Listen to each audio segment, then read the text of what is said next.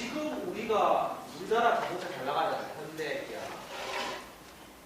근데 지금 우리가 중국의 체리 자동차나 인도의 타타 자동차를 그냥 다 알고잖아요. 중국의 마티즈 짝퉁이나 만들고 그런다고. 중국 회사가 롤스로이스를 샀다는 거 알죠? 중국은 언제까지 짝퉁을 만들지 않아요. 옛날에 메이드 인 차이나는 정말 허접한 제품들이었죠. 지금은 어때요? 대기업 제품도 실제로 보면 다 메이드 인 차이나예요. 그만큼 기술력이 있다는 얘기죠. 그러면 언제까지 걔들이 하청업체라고 일하겠어요? 자기 브랜드를 만들어내고 되겠죠. 그래서 앞으로는 차이나와 인디아가 뜰 거라는 거예요. 처음에는 얘들은 어땠어요? 시작은 미미했지만 끝은 창대하리라 이렇게 된 거 아니에요. 이런 게 파괴의 기여예요. 우리나라는 처음부터 이렇게 좋은 자동차 만들어내나요? 처음에는 어떻게 시작했냐? 포니로 시작해요. 포니. 미국에 처음 출시한 차가 포니예요. 그 다음에 엑셀, 그 다음에 와반떼 같은 거. 지금은 주력이 소나타 1등하고 이러죠. 소비자 조사하면. 이게 어느 한순간에 된 게 아니에요. 토요타는 지금 시장을 지배하고 있는 토요타는 어느 한순간에 렉서스를 팔기 시작했느냐? 코로나 같은 아주 토요타, 아반떼가 그 밑에 거죠. 그걸로 처음 미국 시장을 뚫었어요. 왜? 싼 걸로 밀어붙였지. 우리도 처음에 싼 걸로 밀어붙였잖아요. 성능도 떨어졌고. 그 당시에 GM이라든지 쉐보레 이런 회사들 독일차, 유럽차하고 성능이 대비가 안 됐지만 싸니까 사람들이 많이 쓰고 그러면서 돈을 벌면서 다시 재투자를 해가지고 성능을 향상시켰죠. 거기다가 토요타의 고유한 서비스 방식과 생산 시스템까지 시너지가 되면서 미국 시장을 장악하게 된 거예요. 처음에는 굉장히 작은 업체였는데 이런 것들이 과거에 잘 나가는 기업들이 각 인더스트리에서 현재 잘 나가는 기업으로 대체가 되고 미래에는 또 다른 기업으로 대체가 될 거라요. 지금은 얘들은 작아요. 아주 작은 업체들인데 그런 것들이 벌써 눈에 보이기 시작한다는 거예요. 파괴적 혁신은 첫째, 아까 말했듯이 단순화를 가능하게 하는 고급 테크놀로지가 필요하다. 두 번째, 아까 비즈니스 모델이 중요하다고 했어요. 적은 비용으로 시장에 내놓을 수 있는 혁신적인 모델이 필요해요. 세 번째, 그것들이 시장에서 살아남기 위해서는 경제적으로 일관성을 갖춘 다른 것들과 네트워크를 형성해야 돼요. 그 다음에 네 번째가 규제나 표준 이런 것들이 뒷받침이 돼야 돼요. 근데 사실은 규제는 맨 마지막에 바뀌기 때문에 이 파괴적 혁신은 언제 생기느냐? 규제가 없는 곳 혹은 정부 당국이나 규제가 알지 못하는 놓치는 이런 곳에 생겨서 할 수 없이 그게 소비자들한테 인기를 끄니까 할 수 없이 규제가 바뀌는 거죠. 어쩔 수 없이 법이 많이 그걸 수용하기 위해서 그런 식으로 유지가 됩니다. 사업 모델은 뭐냐? 여러분 아마 이거 다른 수업에서 배웠을지도 모르겠는데 처음에 우리가 소비자들한테 뭘 제공할 거냐? 어떤 가치를 제공할 거냐? 그게 결국에 제품의 성능이나 디자인 이런 걸 다 좌우하겠죠. 그러면서 그걸 만들기 위해서 자원을 조직해야 해요. 사람도 쓰고 기술 개발하고 제품을 만들어내고 설비도 갖추고 장비도 구입하고 브랜딩도 하고 뭐 이런 것들. 그 다음에 그것들을 계속 반복적으로 해야 되잖아요. 과정이 프로세스가 만들어져요. 이 가치를 전달하는 제품을 만들어서 시장에 내놓으려고 하는 반복적인 작업이 필요합니다. 코스트를 다운시켜야 됩니다.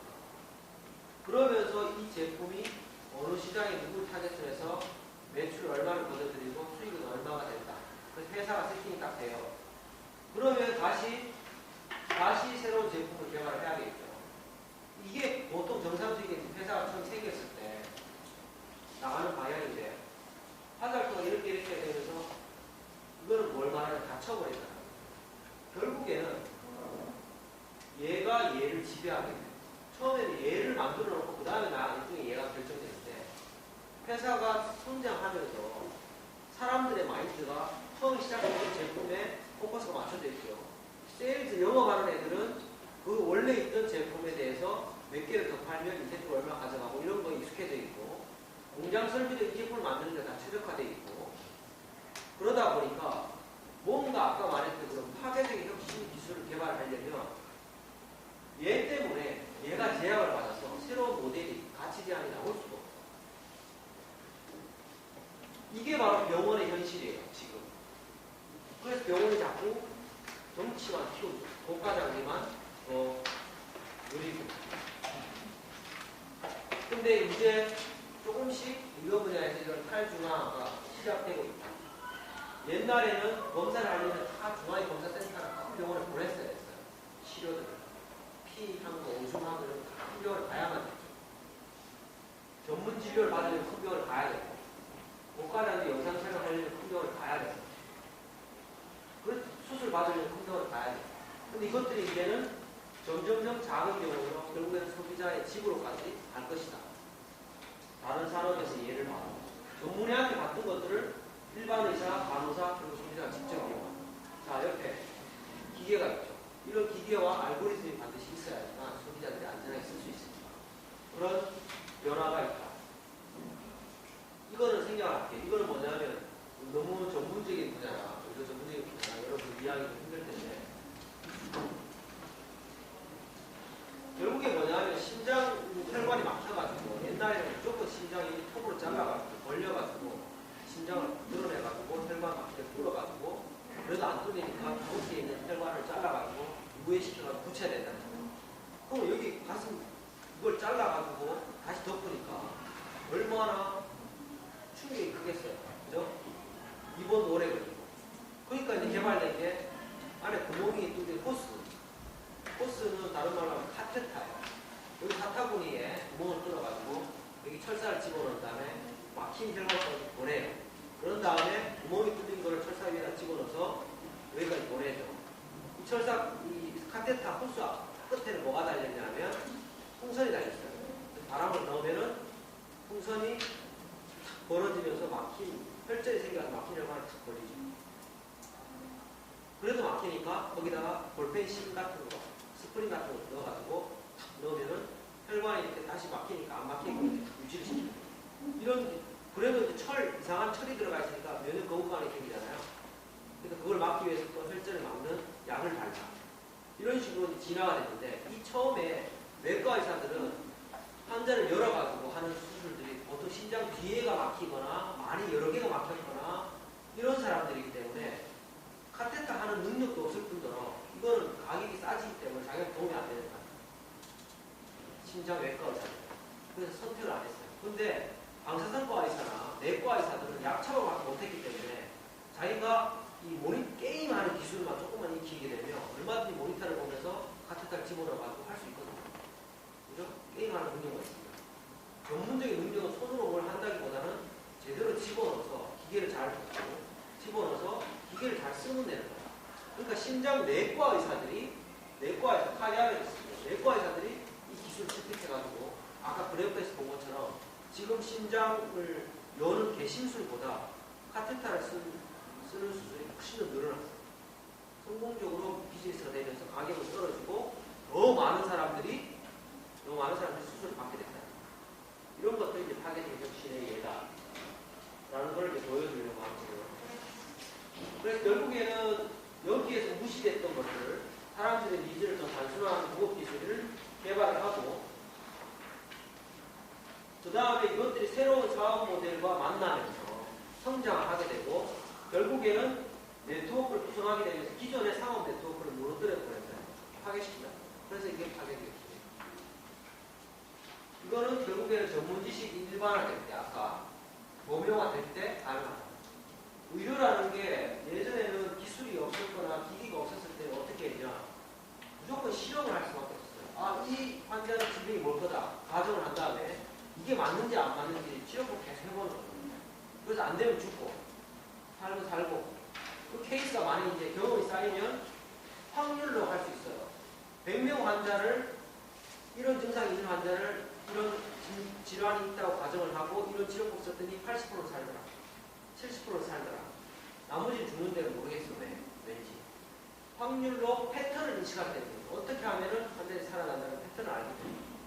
그 다음에 이게 너무나 경험이나 에비던스가 많아지면서 규칙으로 딱 자리 잡아서 누구나 할 수 있게 되면 임신 진단 키트처럼 하게 되면 의학이 굉장히 소비자들한테 가깝게 다가갈 수 있는.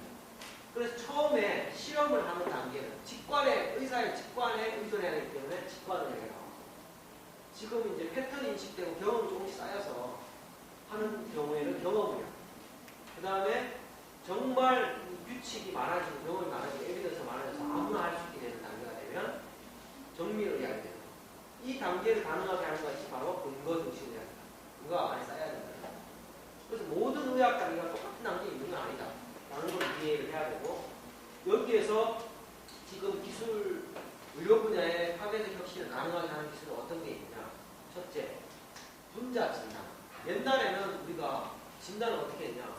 당뇨가 있다는 걸 알 수 있었던 거는 의사가 환자 엄청 갖고 맛을 봤어요. 달아. 당뇨입니다. 이렇게 했거든. 당뇨가 단 오줌이다. 그죠? 그런 식으로 진단을 했단 말이에요. 만져보고, 맛보고. 그러다가 지금 어떻게 해요? 항체도 개발되어 있고, 그렇게 된 거죠. 근데 실제로는 옛날에는 혈액에 무슨 암이 생기면 혈액암이 이렇게 하겠어요. 지금 혈액암이 몇 가지 줄 알아요? 200가지입니다. 진단이 굉장히 세밀해졌죠. 그게 가능해진 이유는 뭐냐? 옛날에는 증상만 갖고 진단을 구분했어요. 그런데 가만히 생각해 보세요. 여러분이 아프거나 몸이 안 좋을 때 여러분이 몸이 상태를 표현하는 방법은 굉장히 제한되어 있어요. 머리가 무겁거나 아프거나 따갑거나 막히거나 콧물 나거나 빨개지거나 그런 거죠. 눈에게 나거나. 그러니까 결국에는 수많은 질환이 있을 텐데 그 질환을 어떻게 하냐. 이 증상들을 공유할 수밖에 없어요. 혹은 조합을 나타내요. 그러니까 증상을 가지고 질환을 진단하게 되면 굉장히 여러 가지 사실은 다른 질환들이 같은 질환을 느낄 수가 있어요. 이걸 알아내는 방법은 분자적 경로까지 내려가서 뭔가 혹은 더 밑으로 내려가면 유전자 단계로 내려가서 정말 이 질환은 원래 같다고 생각했는데 알고 봤더니 세 가지 다른 질환이 있다. 약도 그런 거죠. 70% 환자한테 주는데 왜 30%는 안 주냐. 환자의 면역관이 다를 수도 있지만 궁극적으로 내가 A라는 질환이라고 해서 이 약을 썼는데 70%는 사실은 A 질환인데 나머지 30%는 A가 아니더라고요. 그게 분자 진단학을 통해서 밝혀지고, 이게 중요한 이유는 정확한 진단이 돼야만 정확한 치료법을 만들어낼 수가 있는 거예요. 진단을 정확하게 모르는데, 원리를 정확하게 모르는데 컨설턴트가 어떻게 해법을 제시하겠어요. 그죠? 그 해법을 운이 좋으면 듣는 거고 운이 안 좋으면 안 듣는 거예요.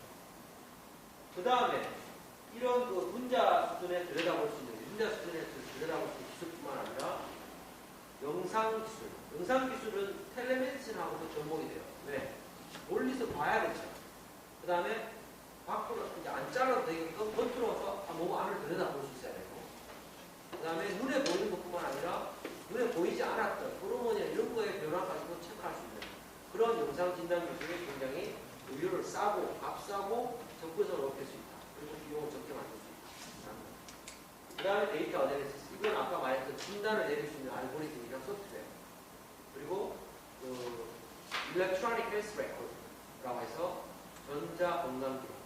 이런 것들을 공유하게 되면 우리가 병원 갈 때마다 검사 새로 안 해도 되고, 내가 원할 때 언제든지 쏴줄 수 있고, 그리고 그런 걸 통해서 처방을 정확하게 하고 불필요한 의료 이용을 막겠죠. 그리고 의사들은 많이 안 배워도 정확한 진단을 할 수 있어요. 이 세 가지가 우리나라에서 혹은 앞으로 굉장히 파괴적 혁신을 가능하게 하는 그런 기술들일 것이다. 그런 것. 이런 것들이 이제 상용화돼서 의료가 바뀌기 시작하면 병원이라는 조직이 굉장히 많이 바뀌겠죠. 그죠? 병원에 굳이 고가 장비가 없어도 되는 상황이에요.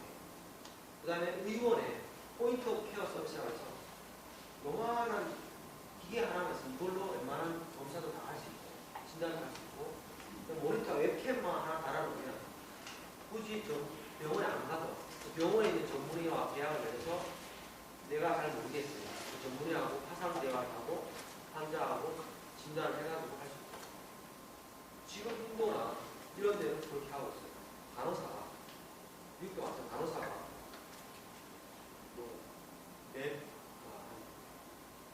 6시간 떨어져 있는 큰 대도시에 있는 큰 병원에 전문의가 있어요. 그럼 그 사람한테 보내야 되는 게 아니라 화상을 연결해서 이 사람이 시키는 대로 내가 진단을 하는 치료하는 걸 도와주면 싼 비용에 환자가 여행할 필요도 없고 처리가 가능하다. 이런 것들이 이제 병원의 모습이 굉장히 달라집니다. 그리고 의료원의 모습도 많이 달라집니다. 환자들이 이용을 하는 형태가 달라집니다. 그러면 병원을 경영하는 사람도 뭔가 의료를 조직하는 방식을 다르게 생각할 준비를 해야 됩니다.